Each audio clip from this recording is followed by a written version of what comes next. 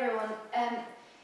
In order to progress with kettlebells, you need to be able to safely rack it in this position here in order to perform other exercises such as the front squat, any of the pressing exercises, and even the windmill. So those are just a few examples. In order to teach the clean, which is the exercise you need to know to get the kettlebell into the rack position, I'm going to actually look at it in reverse. So from the actual correct positioning of the kettlebell, not only in the rack position but also in the hand, as you can see, the kettlebell is running diagonally from my thumb here, and it's actually coming down to the heel of my hand. So that's the strongest part of the hand, and you will find that a lot more pressure can be exerted and a lot more pressure can be actually taken on that part of the hand. So whenever you're pressing heavier weights above the head, for example, this is where you want the kettlebell to be. From this position, the elbow has to be tight into the side.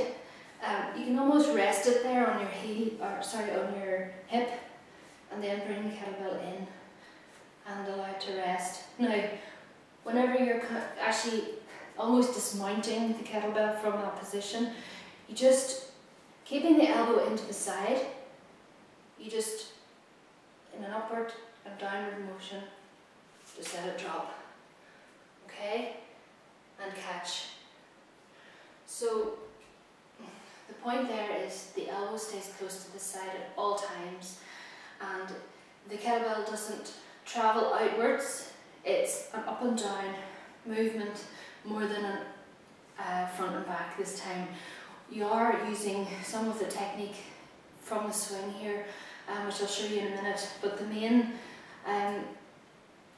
focus is on an upwards and downwards movement. One of the ways to actually ensure that you're doing that upwards and downwards movement is to stand in front of a wall and do the clean. So you're learning that down and up, down and up, so that it's not going outwards and round. It's not a swing. And what you'll notice there is whenever your elbow, if you're not concentrating on keeping your elbow into your side, you're more likely to allow the bell to travel out and down like a single arm swing. That's basically what it becomes. And you don't want it to become an upper body exercise either. So what I'm going to do now is just demonstrate from the ground, and just have a look and see what I'm doing.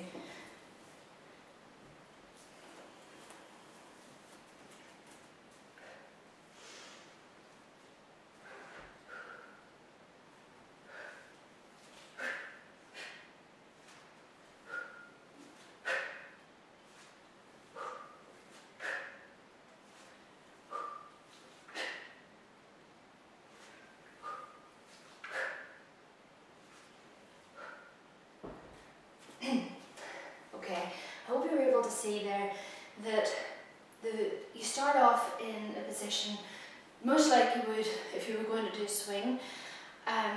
Whenever you're picking the bell up from the ground, at any time for a swing or a clean, or even a dead snatch, things like that, you want to stand in that position when your feet are just slightly more than hip width apart.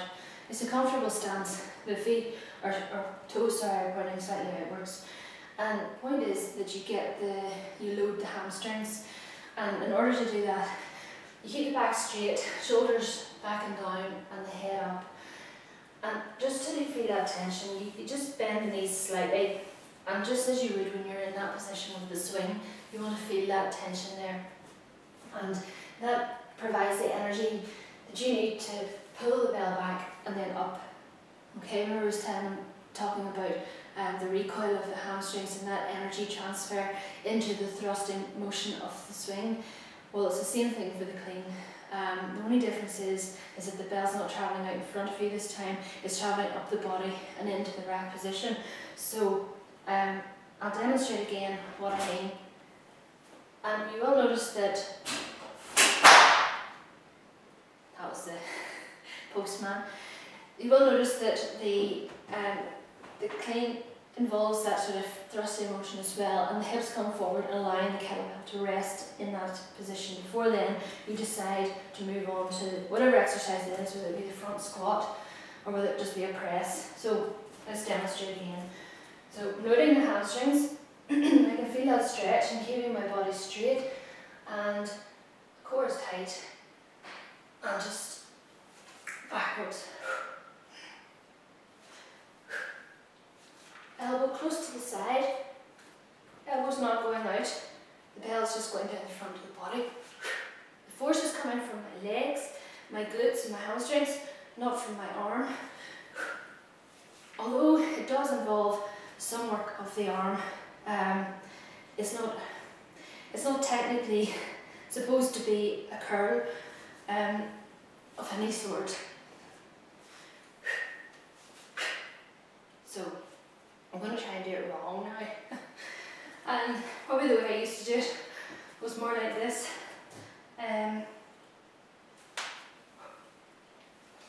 Where the bell would fly up over, because I wasn't keeping my elbow in before. This is when I used to do, I did a video back in February again of how to do the dead clean, and I know from looking at it now that what I was doing wrong was not keeping my elbow in to my side, and that tip alone makes such a difference. I'd watched, I think it was Lauren Brooke, or somebody had done a video, a very good tutorial video on the kettlebell clean, and that was the one thing that I took away from it, and it's really improved my technique so much. And what it also stops, you'll find, is if you're just rolling the kettlebell out and then thrusting it back up, just letting the kettlebell come back into the side, it almost naturally happens if you have enough force coming from your hamstrings and your hips, allowing that movement up again, is that if your elbow's into your side, it stops that sort of slapping of the kettlebell across onto the top of the arm, and people having, you know, bruises from that. It's very common whenever you're first learning kettlebells. The point is as well is that you choose a weight that's not too light, because your force is coming from your legs, and if you have a really light weight, that force is going to, the momentum is just going to carry the arm up. If you have no control over the arm, that's why you need to concentrate on keeping the arm in. So the lighter the weight, the more likely it is to just sort of slap onto the arm. So that's really it. If you're from there, this is the way you should really mount the kettlebell into the rack position, is from a clean, and always practice them.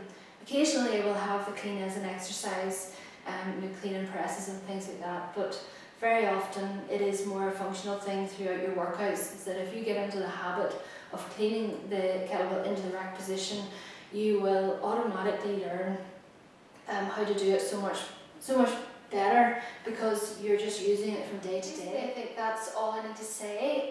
If you have any feedback or any comments or even any suggestions, then please leave a comment on my site, myonmytv.com, or my YouTube channel, and I will get back to you. What I was going to say, yes, so the clean and the swing are the two basic exercises that lead on to all other exercises within kettlebells. I may cover the snatch eventually, but these are the two most important ones when my workouts are concerned. So the next exercise will be leading on from the clean. Until then, I hope you enjoyed this tutorial, and I look forward to hearing your feedback. So until next time, see you soon.